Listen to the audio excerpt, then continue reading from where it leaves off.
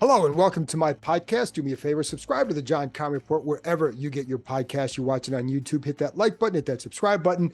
You can find us there as part of Empire Media, AMPIRE. Always much appreciated when you tune in, and you can always read my work on ESPN.com. And you can become a member of the show. Go to the Empire Media YouTube page, hit the word, you'll find the word join there, click on there, find your level of membership you want, and go from there. Anyway, this is a bonus episode of the podcast. I'm just going to talk for about 5-10 minutes or so about the moves on Friday because there was a flurry of them. They were all pretty much expected, but let's get to it. So Washington released tackle Charles Leno, tight end Logan Thomas, and they told center Nick Gates that at the start of the league year, they were going to release him. All totaled, it's about $14 million in savings. And so let's go over each one. For Leno, that represents $7.28 million. Now, if they designated it post June 1st, it'd be $11.78 million. However, keep in mind on this one, you don't need the cap space. You're going to do that if you really need the cap space. And, so you can get rid of all his stuff in 1 year. So to me, that would be the best way to go and just rip that Band-Aid off and not occupy space for the next year, because with that $7.28 million, they're still going to be around $90 million with under the salary cap. So they're in a good spot regardless. They don't need the extra $3 or $4 million that you would get from designated post June 1st. But if you did, that's what would happen. Personally, I would just keep the space available for future moves and keep yourself in a good cap spot in the future. With Logan Thomas, it's $6.54 million, regardless of when he's designated. And, but again, expected move. And then for Gates, it's $333,000. Now, that's better than what I thought it was, because earlier in the week when I was researching it, the numbers they were around like $90,000 in cap loss. Not that would have precluded them from making this move, but it wouldn't have been any sort of savings. Now there is a savings. So I don't know if I just misread it or if there's something that kind of they tweaked it just to make it more palatable to then let him go to another team. Whatever. But anyways, those are the moves that were going to take place.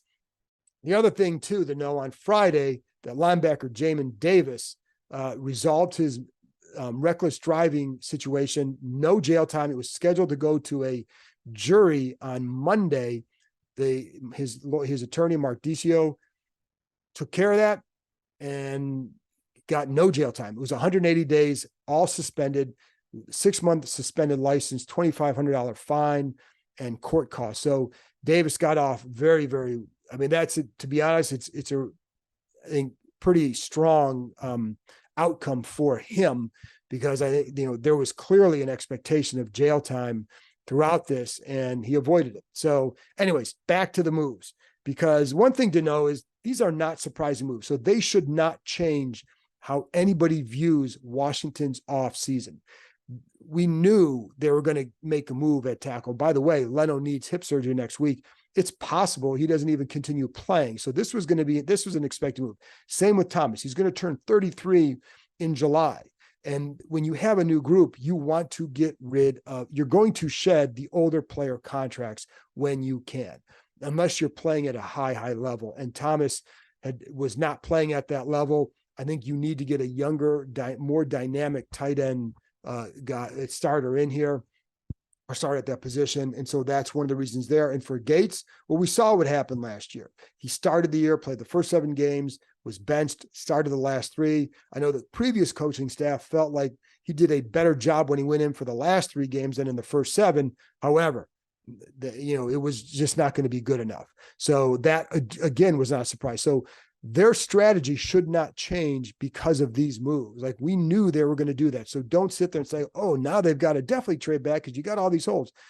They have more holes, but these were holes that they knew going into this offseason that were going to be created.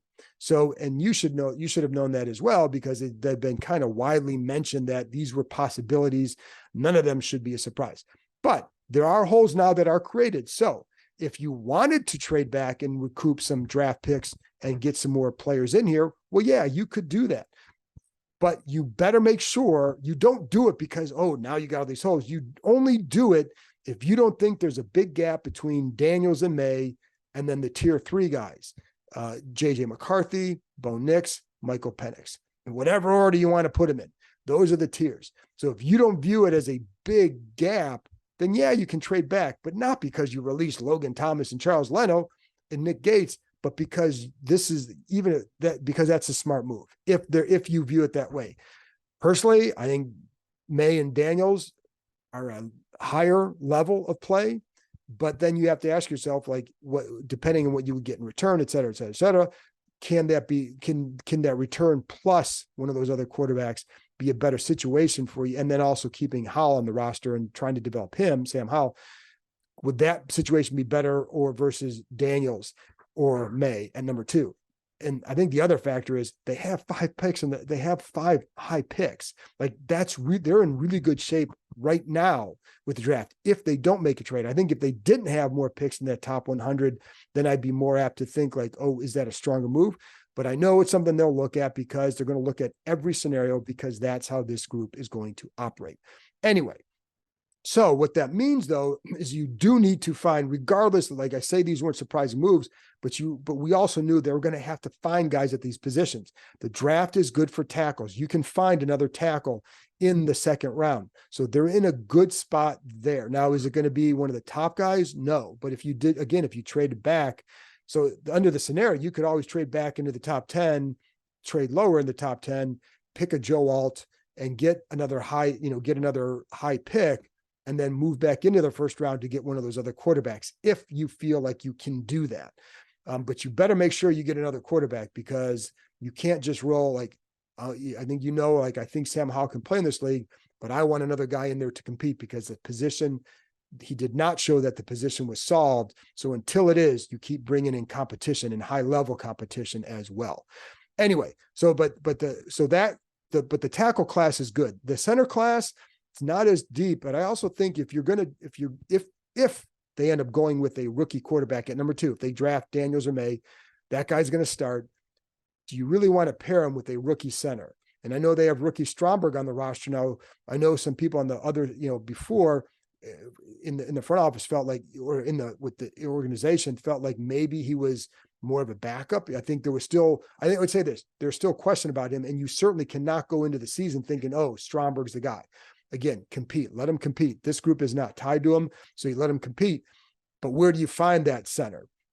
Ideally, again, veteran center. So on the free agent market, the top center probably that would be considered by the ratings would be Connor Williams from Miami. The problem is he tore his ACL in December. So you can't, that's a really hard signing to make. So, you really shouldn't go that route, signing a guy off of an ACL tear. You have Andre James from the Raiders. Considered not a great run blocker. So how are you going to handle that? You also have Lloyd Cushenberry from Denver, another guy that could you look at there. But the other thing is, I think this is going to be a big team in the second wave of free agency. So signing more guys, more quality guys. This is going to be more of a quality, I think more about solid players than getting a couple these grand slam signings. But the second wave of free agency is where I think you can see that. Plus, again, some guys are going to get released. The center is probably going to get released. Probably a solid veteran center somewhere will get released.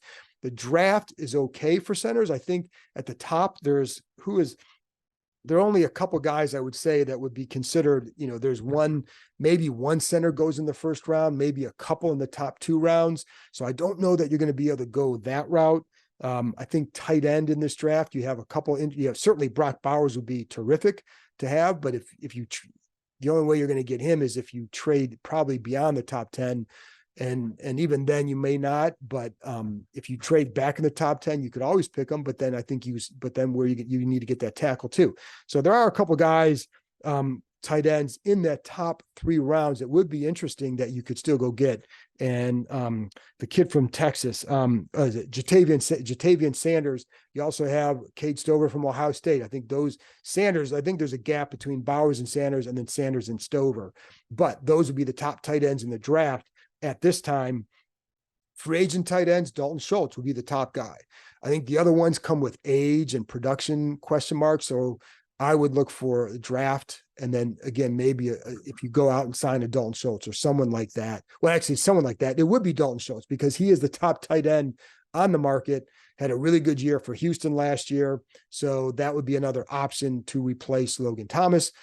I liked Armani Rogers. I was excited to see him last year. We had the injury. Cole Turner has not developed the way that I thought, and I think the way others thought he might.